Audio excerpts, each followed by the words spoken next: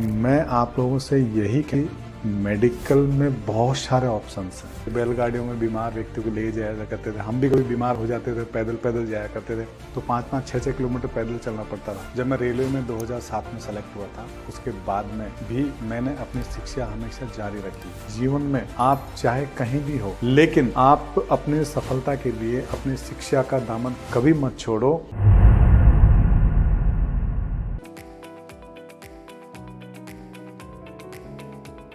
नमस्कार दोस्तों, मेरा नाम नवल किशोर मीना है और मैं जवाहर नवोदय विद्यालय राजसमंद, जो कि मार्बल नगरी के नाम से जानी जाती है, राजस्थान के 1992 से 1999 के बैच से पास आउट हूँ और करंटली मैं अभी मुख्य नर्सिंग अधीक्षक चीफ नर्सिंग सुपरिटेंडेंट की पोस्ट पर काम कर रहा हूँ, जो कि sub divisional railway hospital Tundla, Prayagraj division, उत्तर मध्य रेलवे के अंतर्गत आती है। जवाहर नवोदय विद्यालय राजसमंद में मेरे एडमिशन के लिए मुझे सबसे पहले प्रेरणा मेरे पिताजी ने दी। नवोदय के लिए 1992 में फॉर्म भरा और सिलेक्शन हो गया। लेकिन क्या था, एक चीज मैं आपको बताना चाहता हूँ कि जिस ग्रामीण परिवेश से मैं आया था, वहाँ पे इतनी मेडिकल फैसिलिटीज या उस तरीके का कोई ट्रांसपोर्टेशन सिस्टम या इतना मतलब अवेयरनेस कम थी। गांव में आप जानते हो, आज तो खैर बहुत कुछ बदल गया है गांव में, लेकिन मैं 90s की बात कर रहा हूँ क्योंकि 92 में मेरा सिलेक्शन हुआ था। मैं 9th में आ गया हूँ, तो शायद 10th मेरा 97 के आसपास ये समय गुजर गया। तो वहाँ मैं देखता था कि हम कभी बीमार होते थे या कहीं जाना होता था तो मिडिल क्लास फैमिली से थे। उस समय बैलगाड़ियाँ हुआ करती थी, साइकिल नहीं थी हमारे पास में, मोटरसाइकिल नहीं थी हमारे पास में, तो किसी से बोल दिया करते थे। बैलगाड़ियों में बीमार व्यक्ति को ले जाया करते थे, हम भी कभी बीमार हो जाते थे, पैदल जाया करते थे, तो 5-5, 6-6 किलोमीटर पैदल चलना पड़ता था। तो थोड़ा कभी यूँ लगता था कि यार एक बार कि जब हम डॉक्टर के पास चल जाते हैं या किसी के यहाँ चल जाते हैं अपने दिखाने के लिए, तो जब उनको ट्रीटमेंट करते हुए देखते हैं या उनको सेवा भाव करते हुए देखते हैं, तो मन में कहीं ना कहीं ये ख्याल आ जाता है, यार ये कैसे बने, मतलब इन्होंने इस कार्य के लिए क्या चुना होगा अपने पढ़ाई में, शिक्षा में, तो ये आज ये काम कर रहे हैं। तो थोड़ी सोच उस समय मेरे दिमाग में भी आती गई थी। लेकिन नवोदय में एक चीज़ हमें सबसे ज़्यादा सीखने को क्या मिली है कि जात पात, धर्म, भाषा, प्रांत का वहाँ पे किसी भी तरह का कोई भेदभाव नहीं था। और कभी इतने बच्चों के साथ में, हम तो छठी में थे खैर, लेकिन सीनियर से लेके 6th से लेके 12th तक के बच्चे एक साथ बैठते थे अपने अपने हाउसों में। तो जैसे 10th में आने के बाद में मैं सोचा चलो मैं मेडिकल लूँगा, बायोलॉजी लूँगा, क्योंकि मुझे शुरू से शौक था कि यार हमको आगे जाके एक मेडिकल फील्ड में अच्छा करना है या अच्छी पोस्ट पे अच्छा मुकाम हासिल करना है। ज़रूर नहीं, मेडिकल के लिए बहुत सारे स्कोप्स हैं। जैसे मान लो आप आज उस समय PMT चलती थी, CPMT, एम्स तो आजकल चले हैं, तो वो एग्ज़ाम जो हमको फाइट करना था आगे आके, तो मैंने ये ठान लिया था कि यार करना तो मेडिकल है। तो 10th क्लियर किया, अच्छे परसेंटेज से पास हुए, 11th में आए, बायोलॉजी ली। तो 11th में आने के बाद में हमको स्कूल कैप्टन बना दिया। हमने 11th में जैसे आए तो गेम्स में मैंने नेशनल खेला है, मैंने फुटबॉल खेला है, मैंने क्रिकेट खेला है, मैंने वॉलीबॉल खेला है, और ये तीनों ही गेम मैंने regional level, state level, national level खेले हैं।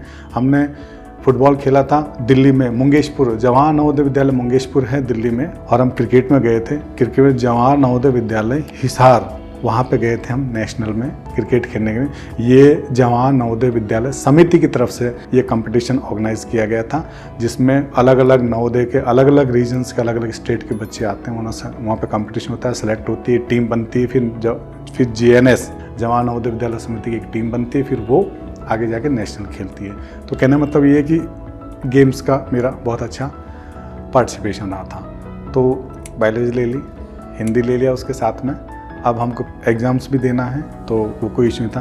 अब 12th में आ गए। जवाहर नवोदय विद्यालय राजसमंद से 12th पास आउट करने के बाद में जो भी हमने वहाँ पे ग्रहण किया, अब उसको सही मायनों में इम्प्लीमेंटेशन करने का वक्त आ गया है। हमको एक वेल मैनर वे में चलाना पड़ता है। तो वहाँ से फिर पापा का ट्रांसफ़र भी हो गया था, वो जयपुर आ गए थे। अब जयपुर आने के बाद में जयपुर में हमको ये देखना था कि अब मुझे करना क्या है। मैंने कई बार सोचा कि मैं जयपुर कोटा के लिए, कोचिंग के लिए, तो उस समय फाइनेंशियल कंडीशन इतनी ज़्यादा अच्छी नहीं थी, तो इस वजह से मैंने क्या किया कि यूनिवर्सिटी ऑफ राजस्थान से महाराजा कॉलेज से बीएससी करने का सोच लिया, और साथ में मैंने मेडिकल्स के कुछ प्रिपरेशंस ऑनलाइन कोचिंग से और नोट्स ऐसे के थ्रू मैंने पढ़ाई की, ताकि मैं अपना बीएससी भी कर सकूं और मैं अपना मेडिकल भी कंप्लीट कर सकूं। यानी कि मतलब 1 साल मेरा बर्बाद ना हो, इसलिए मैंने ग्रेजुएशन प्लस मेडिकल प्रिपरेशन दोनों को साथ में लेके चला, और उसके साथ में चलते चलते मैंने बहुत अच्छी परफॉर्मेंस दी। लेकिन एक कंपटीशन, अपने अपने अलग अलग लेवल के कंपटीशन होते हैं, अलग अलग लेवल के बच्चे इतने बड़े एग्जाम्स में अपियर होते हैं कि ज़रूर नहीं कि हम सेलेक्ट हो जाएं, तो हमें प्लान बी पे भी काम करना पड़ता है। तो प्लान बी हमारा चल ही रहा था मेरा, मैं ग्रेजुएशन भी कर ही रहा था, अगर उधर नहीं होगा तो इधर होगा। लेकिन एक चीज़ मैं बता दूँ, आज के समय में मैंने ये देखा है कि जिसने भी मैथमेटिक्स लिए तो वो आईआईटी का सपना देखता है, जिसने बायोलॉजी लिए है वो मेडिकल का सपना देखता है। मैं आप लोगों से यही कहना चाहता हूँ कि मेडिकल में बहुत सारे ऑप्शंस हैं, बीटेक्स इंजीनियरिंग बहुत सारे ऑप्शंस हैं, और ये ऑप्शंस आप सेलेक्ट कीजिए। तो मैंने मेडिकल का सोचा, जहाँ मुझे मेडिकल मिलनी थी, अगर नहीं मिली तो मैंने ऑप्शन चुना। ऑप्शन चुने में मैं नर्सिंग में आ गया, मैंने जीएनएम किया। जब मैं रेलवे में 2007 में सेलेक्ट हुआ था, उसके बाद में भी मैंने अपनी शिक्षा हमेशा जारी रखी, क्योंकि जब मैं जीएनएम करके आगे गया था, उसके बाद भी मुझे लग रहा था कि यार कुछ अधूरा है, कुछ और करना चाहिए। और मुझे मालूम चला कि डिस्टेंट लर्निंग एजुकेशन के माध्यम से भी हम इन सर्विस में रह के कुछ कर सकते हैं। तो मैंने 2015, 16, 17 में अपना distance education IGNOU Indira Gandhi national open university के थ्रू सेंटेंस मेडिकल कॉलेज विजयवाड़ा से बीएससी नर्सिंग कंप्लीट किया। और वो कंप्लीट होने के बाद में भी मुझे लग रहा था कि मुझे कुछ और करना चाहिए, तो मैंने ऑनलाइन चेन्नई से एमएससी इन साइकोलॉजी कंप्लीट किया। तो मेरा उद्देश्य यही है कि आप कभी शिक्षा का दामन न छोड़ें। अगर आप शिक्षा को अपनाएंगे, शिक्षा को हमेशा साथ लेके चलेंगे, तो आपको कदम कदम पे कुछ हमेशा सीखने को ही मिलेगा। और ये वो शिक्षा है जो आपको अपने क्षेत्र में, अपने लोगों में, शिक्षा के माध्यम से आप हमेशा लोगों से जुड़े रहते हो, अपने ज्ञान को बढ़ा सकते हो, और डे टू डे समय के अनुसार जो बदलाव आ रहे हैं चिकित्सा के क्षेत्र में, कुछ नई मेडिकल एडवांस फैसिलिटीज आ रही हैं, उस चीज़ को आप अपना प्लान समझ के इम्प्लीमेंट करके आप बेहतर सर्विसेज डिलीवरी कर सकते हैं, जो मैंने किया है। तो मैं इस चीज़ से काफ़ी संतुष्ट हूँ। जिस प्रोफेशन में मैं हूँ रेलवे में, उस प्रोफेशन में आपको आने के लिए कई सारे ऑप्शंस मिलेंगे। आप नर्सिंग कीजिए, आप जीएनएम कीजिए, आप बीएससी नर्सिंग कीजिए, आप एमएससी कीजिए मेडिकल फील्ड से। तो उसमें क्या है कि आपको रेलवे भर्ती बोर्ड कुछ एग्ज़ाम्स कंडक्ट करवाती है, रिक्रूटमेंट निकालती है। रिक्रूटमेंट के अकॉर्डिंग आपके एलिजिबिलिटी जो है, आप जीएनएम हैं, आप बीएससी हैं, आप एमएससी हैं, उसके बेसिस पे आपको पोस्ट रिक्रूट करती है। उस पोस्ट के लिए अगर आप एलिजिबल हैं, आप अपना फॉर्म भरिए, आप रेलवे में आइए। और ऐसा नहीं है कि आप सीधे एमबीबीएस करके ही ऊंचे पौधे पे जा सकते हैं। आपको रेलवे में आने के बाद में, नर्सिंग में ज्वाइन करने के बाद में भी आपको उच्च अधिकारी बनने के अवसर मिलते हैं। आपको एक सर्विस काउंट की जाती है, 15, 16, 17 साल की डिपार्टमेंटल एग्ज़ाम होता है उसमें। उस एग्ज़ाम में आपको रिटर्न भी होता है, आपका वाइवा भी होता है, आपका इंटरव्यू भी होता है। उसके बेसिस में आपके पर्सनालिटी डेवलपमेंट बिहेवियर के अकॉर्डिंग आपके मार्क्स दिए जाते हैं, और आप ग्रुप बी से ए तक क्लास ऑफिसर में आप उसमें जा सकते हैं। और ऐसा नहीं है कि मतलब एक हमको ग्रेजुएशन करना है, ग्रेजुएशन करके सीधा यूपीएससी जाना है। ऑप्शंस बहुत हैं। रेलवे अपने आप में एक देश का सबसे बड़ा कर्मचारी संगठन है। इसमें कई सारे डिपार्टमेंट हैं। फिलहाल मैं सिर्फ मेडिकल डिपार्टमेंट की बात कर रहा हूँ, जहाँ पे मैं हूँ और मैं किस तरह से आगे बढ़ रहा हूँ, उसी तरीके से आपको आगे बढ़ना है। बाकी एक चीज़ मैं बता दूँ आपको कि रेलवे में आप ये मत समझिए कि मतलब डॉक्टर बन गए, एमबीबीएस कर लिया तो आप वहीं पे हैं, आपको सब कुछ मिल गया। ऐसा नहीं है। आप कुछ पुराने 5 से 10 सालों के इंटरव्यू देखिए। जो भी यूपीएससी में सिलेक्शंस हुए हैं, चाहे वो आईएएस हो, चाहे वो आईपीएस हो या आईआरएस हो, कुछ बहुत से पीएचडी किए हुए डॉक्टर भी हैं, कुछ एमबीबीएस किए हुए भी हैं, कुछ वेटरनरी वाले भी हैं, कुछ पर्सनल रिसर्च के बेसिस पे बनने वाले डॉक्टर्स भी हैं, जिन्होंने जॉब को छोड़ के, मेडिकल प्रोफेशन को छोड़ के यूपीएससी में गए हैं, अपनी अलग पहचान बनाई है। तो मेरा कहने मतलब ये है कि नवोदय एक ऐसी बेजोड़ संस्था है जहाँ से हर क्षेत्र में बच्चे अपना परचम लहराएं, चाहे मेडिकल का हो, चाहे यूपीएससी का हो, चाहे स्टेट का हो, चाहे स्टेट पीसीएस का हो, चाहे सीएपीएफ का हो, डिफेंस का हो, सीपीए का हो, आर्मी का हो, मतलब हर जगह आपको नवोदयंस मिल जाएंगे। हर ओहदे से लेके, आप रेलवे की बात करूं तो एक जीएम से लेके पीएचओडी से लेके डीआरएम से लेके एडीआरएम से लेके मल्टीपल टेक्निकल ऑफिसर्स रैंक्स हैं, उनमें भी आपको एक न एक नवोदयंस मिल जाएगा। तो ये खासियत होती है उन बच्चों की जो वहाँ से पास आउट होते हैं, और वो यही मैसेज देते हैं कि कंटिन्यू आप जीवन में आगे बढ़िए, शिक्षा को सीखने की कोशिश करिए, अपने जीवन में उसको ढालने की कोशिश कीजिए, कभी हताश ना हो, निराश ना हो, धैर्य बनाए रखें।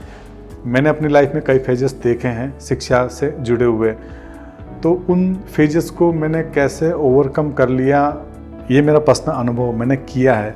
इसलिए मैं आपसे सभी से निवेदन करता हूँ कि दोस्तों, जीवन में आप चाहे कहीं भी हो, लेकिन आप अपने सफलता के लिए अपनी शिक्षा का दामन कभी मत छोड़ो, और जितना आपसे मेहनत, सफलता जितनी आप करना चाहो कर सकते हो अपने सुनहरे भविष्य के लिए। क्योंकि जिस तरह से मैं आज ये चीज़ महसूस कर रहा हूँ, मैं नहीं चाहता कि आप लोग कभी अपने जीवन में उस सफ़र पे, उस मुकाम पे जाने के बाद में कभी इस चीज़ का पछतावा रहे कि अगर शायद मैं वो उस समय ये समय दे देता तो शायद मैं आज और बड़े मुकाम पे होता।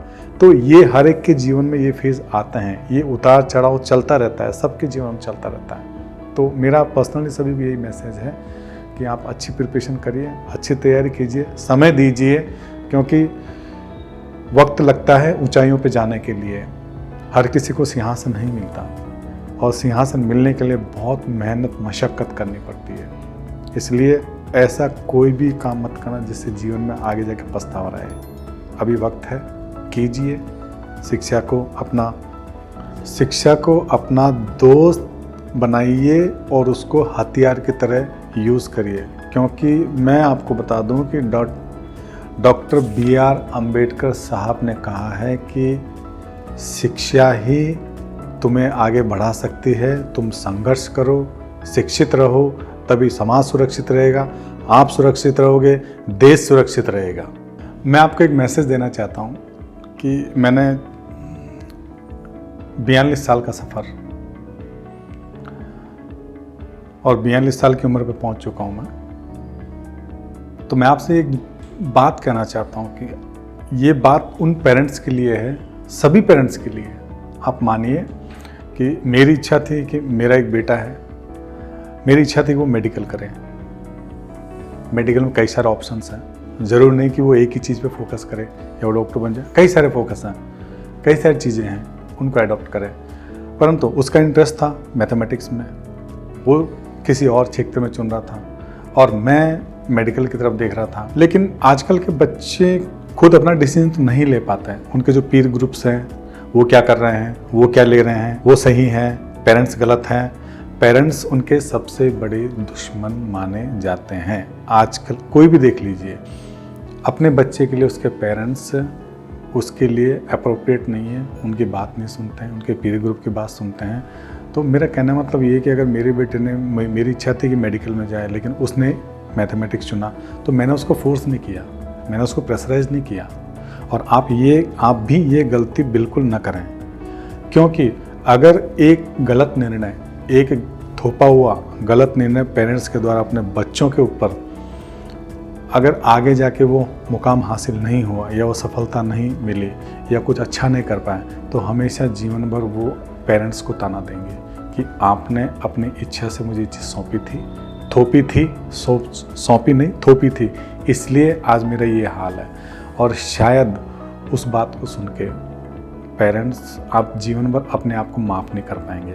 तो बच्चे जो कर रहे हैं उनको करने दीजिए, उनका जिस क्षेत्र में इंटरेस्ट है उसको आप आगे बढ़ने दीजिए। उससे रिलेटेड जो भी चीज़ें हैं, उसके क्षेत्र से रिलेटेड उसने जो पसंद किया है, जो फैकल्टी उसने ली है, उससे रिलेटेड आप अपना सिर्फ कर्तव्य और फ़र्ज़ निभाइए। हाँ, आजकल एक चीज़ मैं बता दूं कि आजकल का सिनेरियो क्या हो रहा है कि बच्चे 6th 7th क्लास में पढ़ते हैं, क्योंकि सब जगह नवोदय जैसा सीन नहीं होता है। वहाँ पे हर चीज़ कोएड रहता है, को एजुकेशन सब जगह होती है। लेकिन आजकल का सीनियर बहुत एक रॉन्ग रूट पे जा रहा है, बच्चे डाइवर्ट हो रहे हैं। जिस तरीके से जो मल्टीमीडिया है, जिन्होंने डिजिटलाइजेशन हुआ है, जैसे मोबाइल यूज़ कर रहे हैं आजकल, क्योंकि उनको मोबाइल उनकी फैसिलिटी सुरक्षा अच्छे के लिए दिया है, लेकिन बच्चे जो हैं आजकल उसको गलत उपयोग कर रहे हैं, गलत समय पे गलत चीज़ों पे ध्यान जा रहा है। इससे उनका माइंड डिस्ट्रैक्ट हो रहा है, अपने करियर पे फोकस नहीं कर पा रहे हैं, अपनी पढ़ाई पे पूरा ध्यान नहीं दे पा रहे हैं। और कभी कभी क्या होता है, कुछ गलत पीर ग्रुप मिलने से वो इस तरह की एक लाइन में चले जाते हैं कि अगर आपने गुड पेरेंटिंग के लक्षण नहीं दिखाए तो हो सकता है कि काफ़ी देर हो जाती है। इसलिए आप अपने बच्चे के लिए हेलीकॉप्टर पेरेंटिंग ना होके गुड पेरेंटिंग बने। क्योंकि एक चीज़ मैं बता दूं कि हेलीकॉप्टर पेरेंटिंग जो होती है कि आप हमेशा अपने बच्चे के सिर के आसपास मंडराते हैं, तो क्या कर रहा है, क्या देख रहा है, क्या खा रहा है, ये क्यों नहीं किया, ये क्या है, वो क्या है। एक समय तक तो उसको लगेगा स्टार्टिंग में कि आप सही कह रहे हैं, लेकिन अगर डेली 1 दिन 2 दिन महीना 3 महीना साल भर यही चीज़ होती रही तो वो आपको अपना दुश्मन समझने लगेगा। और ये बात सत्य है कि किसी भी व्यक्ति को ज़्यादा सुधारने की कोशिश करोगे तो वो आपका दुश्मन बन जाएगा। जब टूटने लगे हौसले तो बस ये याद रखना, बिना मेहनत के तक तो ताज नहीं मिलते, ढूंढ लेते हैं अंधेरों में भी अपनी मंजिल, क्योंकि जुगनू किसी रोशनी के मोहताज नहीं होते।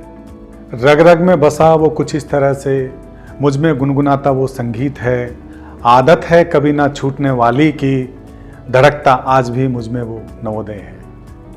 इसके साथ ही जय हिंद, जय नवोदय।